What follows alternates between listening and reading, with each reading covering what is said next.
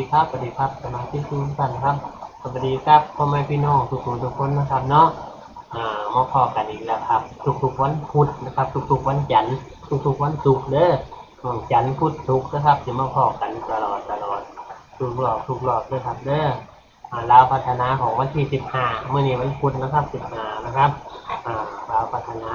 ออก2 ทุ่มครึ่งของทุกๆวันจันทร์วันพุธวันศุกร์ต้องมีพีธรรมดากตินำเสนอให้พ่อแม่พี่น้องชมทุกๆวันจันทร์พุธศุกร์นะครับเป็นยังไงงวดที่แล้วมีใครได้บ่เนาะให้เลขแม่นให้เลขถูกอยู่แต่ว่าถ้ามันบ่มีคนได้ก็บ่ดีใจคือเก่านั่นล่ะอยากให้มีคนได้อยากให้มีคนได้เงินโชคดี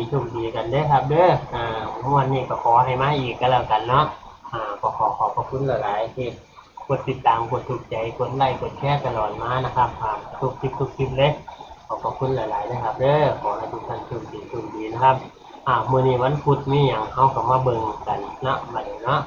วันพุธมีอะไรบ้างนะครับเรามาเบิ่งเรื่องบัดนี้วันพุธลาวพัฒนานะครับเด้อมาเบิ่งกันลาวพัฒนาวันที่15นะครับเด่นอย่างเนาะวันนี้เนาะ890นะครับเด้อขอเน้นที่9กับ0นะครับ890นะ90วินกับ1245แล้วก็8นะครับเนาะจุดวินนะครับเด้อ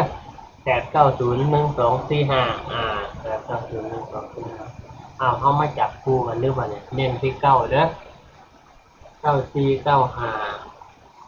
94 95 98เนาะ94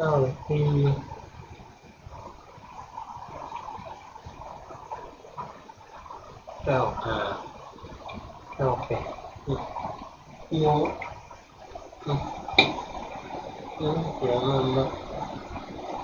มันก็ที่บาทนี่แก04 05 08นะครับเด้อลาวพัฒนากับ3นี่แล้วกันรูดวิ่งนักวิ่งกับเล่นที่9กับ0ถ้าเบิ่งมันสิมา0เด้อ90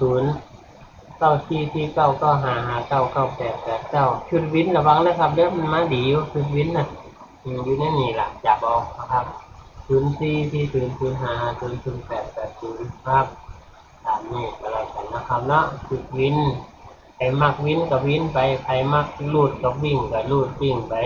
ใครมักเจาะก็เจาะไปเจาะบ่ให้แม่นนะครับเด้อบอกไว้ก่อนเด้อจับคู่มันส่วนมากสิจับคู่ผิดล่ะเลขเด่นก็พอโอเคอยู่890มันสิมาเน้น9กับ0ใครมัก8ก็จัด8ไปแล้วกันนะครับเนาะครับขอบคุณหลายๆครับเฮ็ดจังซี่เห็นดีบ่นี่เฮ็ดใกล้ๆสิลองเบิ่งใกล้ๆเข้ามานิดครับโอเคเนาะทำนี่เนาะ